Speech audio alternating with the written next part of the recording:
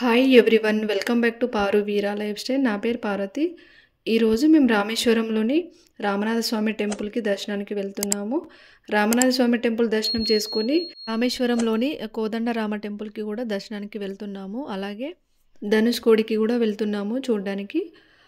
నా వీడియోను first time కనుక చూస్తున్నట్లయితే వీడియోను పూర్తిగా చూడండి ప్లీజ్. వీడియోను పూర్తిగా చూసి లైక్ చేయండి. కొత్తగా చూస్తున్నట్లయితే సబ్స్క్రైబ్ చేసుకోండి, అలాగే షేర్ చేయండి, కామెంట్ చేయండి. ఇప్పుడు వీడియోలోకి వెళ్దాము. మేము ముందుగా ఎర్లీ మార్నింగే ఫ్రెష్ అప్ అయ్యి హోటల్ నుండి రామనాథ స్వామి టెంపుల్ దర్శనానికి అయితే వెళ్తున్నాము. మేము నైట్ ఉన్న హోటల్ నుండి టెంపుల్కి దాదాపు 2 నుండి 3 కిలోమీటర్స్ డిస్టెన్స్ అయితే ఉంటుంది.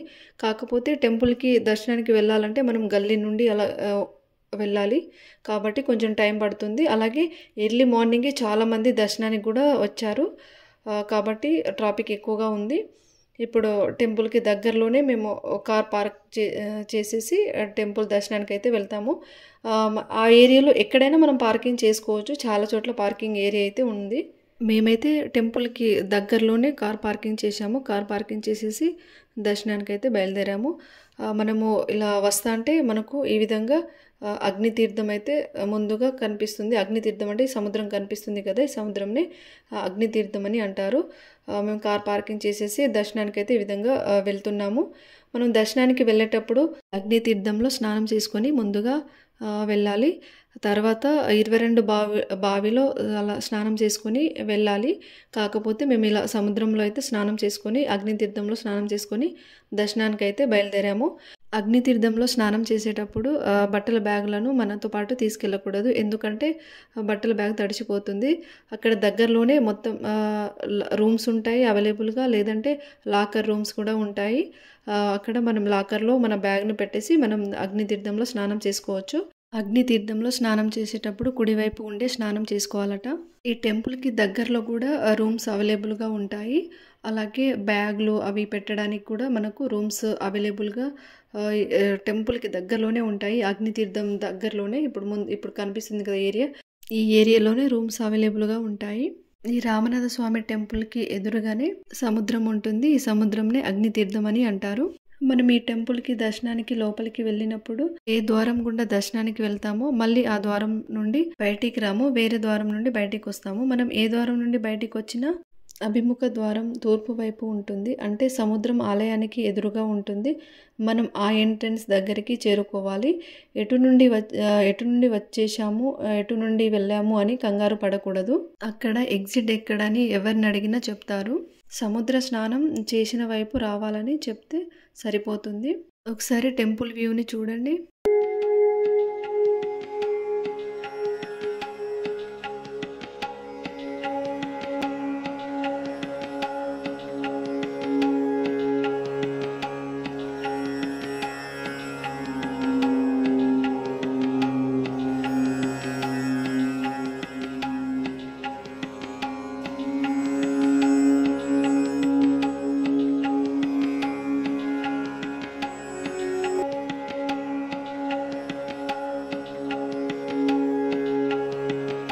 టెంపుల్లో దర్శనం చేసుకొని బయటికి అయితే వచ్చేసాము.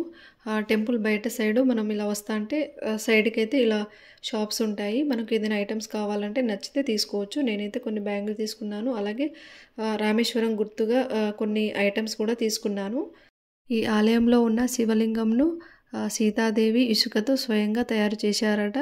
రాముల వారు ఈ శివలింగాన్ని ప్రతిష్ఠించారట. చూడండి ఎంతమంది ఉన్నారో. ఈరోజు సంక్రాంతి కావడం వలన హాలిడేస్ కదా అందరికీ, కాబట్టి దర్శనానికి అయితే చాలామంది వచ్చారు. రామనాథ స్వామి టెంపుల్ని మన లైఫ్లో ఒకసారైనా దర్శించుకోవాలట.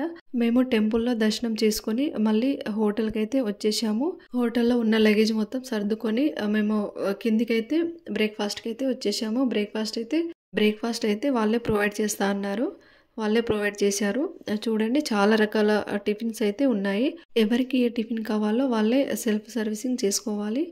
మేమైతే ఎవరికి ఏం కావాలో అవి వేసుకొని తినేసాము. టిఫిన్స్ అయితే చాలా టేస్టీగా ఉన్నాయి. చాలా రకాల టిఫిన్స్ అయితే పెట్టారు. టిఫిన్స్ అయిపోయాక కాఫీ, టీ కూడా ప్రొవైడ్ చేశారు. అలాగే పిల్లలకి మిల్క్ కూడా ప్రొవైడ్ చేశారు. ఈ రెస్టారెంట్ అయితే చాలా నీట్గా చాలా బాగుంది. టిఫిన్ చేసుకొని టీ తాగేసి మేము ఇక్కడ నుండి బయలుదేరిపోయాము.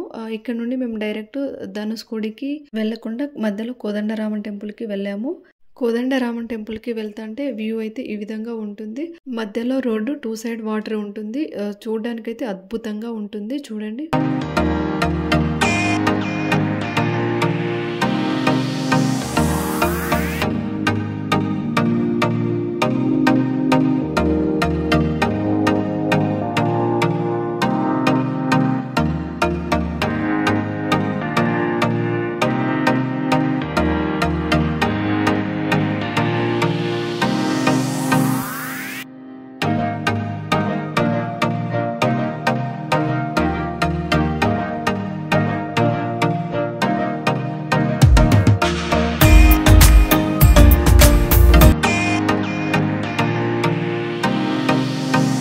సంక్రాంతి హాలిడేస్ కాబట్టి పర్యాటకులు కూడా చాలామంది వచ్చారు. వెహికల్స్ చూడండి, టెంపుల్ నుండి చాలా దూరం వరకు ఇలా వెహికల్స్ అయితే చాలా ఉన్నాయి. మేమైతే వెహికల్ చాలా దూరంలో పార్కింగ్ చేసేసి నడుచుకుంటూ ఇక్కడ టెంపుల్కి అయితే వచ్చాము. చాలామంది వెహికల్ని దూరంగా పార్కింగ్ చేసేసి టెంపుల్కి అయితే నడుచుకుంటూ వస్తున్నారు. ఈ టెంపుల్కి ఎదురుగానే చాలా షాప్స్ ఉన్నాయి. వాటర్ బాటిల్స్ దొరుకుతాయి, అలాగే కొబ్బరి వాటర్ కూడా అవైలబుల్గా ఉన్నాయి. కాఫీ, టీ కూడా ఇక్కడ అవైలబుల్గా ఉన్నాయి. మనం ఈ టెంపుల్ దర్శనం చేసుకోవడానికి మన ఓన్ వెహికల్లో అయినా రావచ్చు, లేదంటే రామేశ్వరం నుండి ఆటో మాట్లాడుకునైనా రావచ్చు. ఆటోలు కూడా అవైలబుల్గా ఉంటాయి ఇక్కడ. కోదండ రామర్ టెంపుల్ చుట్టూ ఉన్న వ్యూను చూడండి.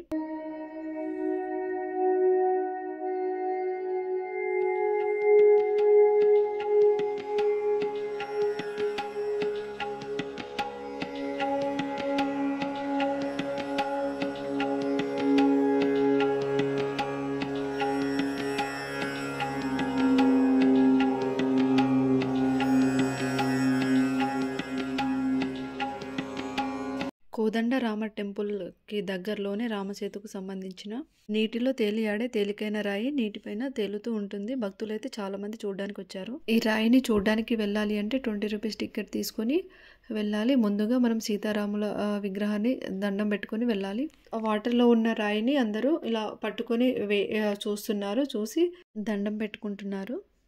చూడ్డానికైతే రాయి పెద్దగా ఉంది, కాకపోతే అది వాటర్లో తేలుతూ ఉంటుంది. ఇలా పట్టుకొని చూస్తే చాలా లైట్ వెయిట్గా ఉంటుంది.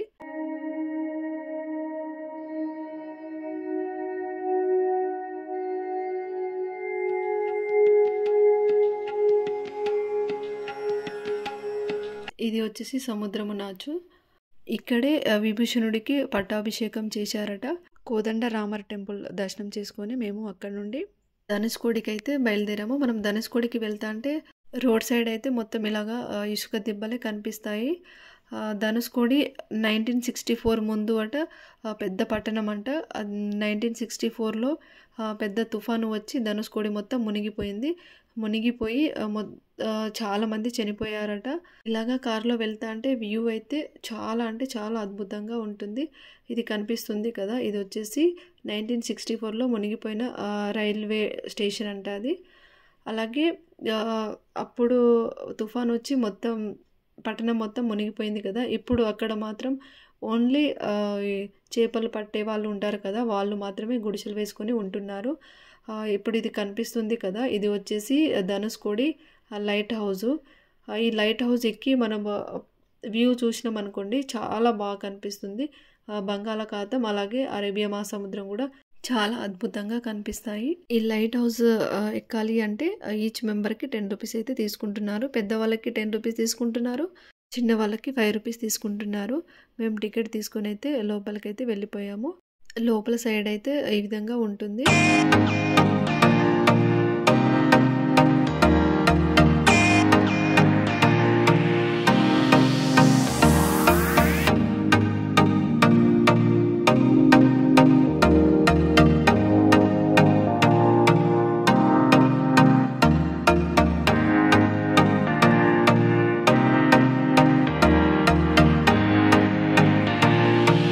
లైట్ హౌస్ పైకి వెళ్ళాలి అంటే మెట్లెక్కి వెళ్ళొచ్చు, లేదంటే లిఫ్ట్ కూడా ఉంది. లిఫ్ట్ ద్వారా కూడా మనం పైకి ఎక్కొచ్చు.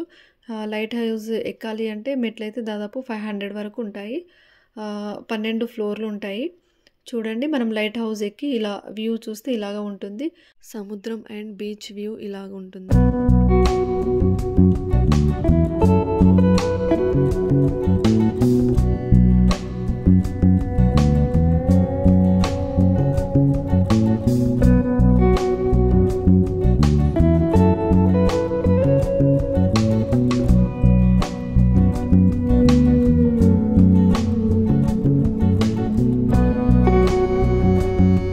లైట్ హౌస్ పైకెక్కి చూసుకొని మళ్ళీ మేము కిందికైతే దిగుతున్నాము.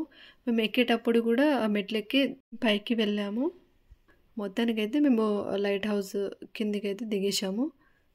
కింద సైడ్ పిల్లలు ఆడుకోవడానికి అలాగే మనం కూర్చోవడానికి కూడా స్పేస్ చాలా ఉంది. పార్క్ లాగా చాలా బాగుంది కింది సైడు. ధనుష్కోడికి వెళ్తే కంపల్సరీ ఈ లైట్ హౌస్ అయితే ఎక్కి చూడండి. వ్యూ అయితే చాలా అంటే చాలా అద్భుతంగా కనిపిస్తుంది.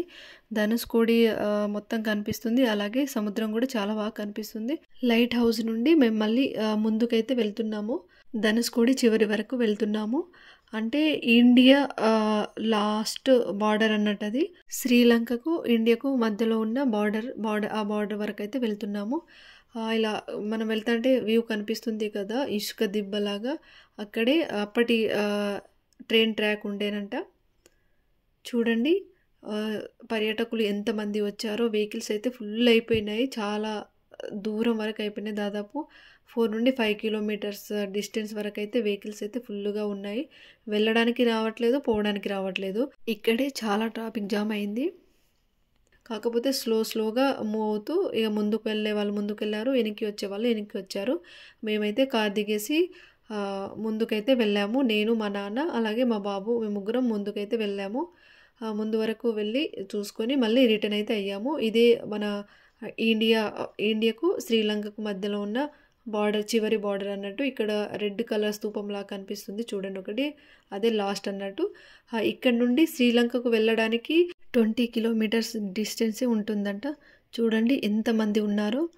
అందరూ కార్ దిగేసి ఇలా నడుచుకుంటూ అయితే చూడడానికి చాలామంది బయటికి వచ్చారు.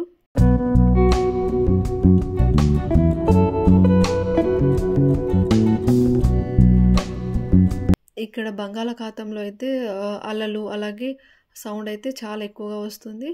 అలాగే ఇక్కడ ఈ ఐటమ్స్ అన్నీ అమ్ముతున్నారు. చూడడానికి అయితే చాలా బాగున్నాయి. ఇందులో నేను కూడా కొన్ని తీసుకున్నాను.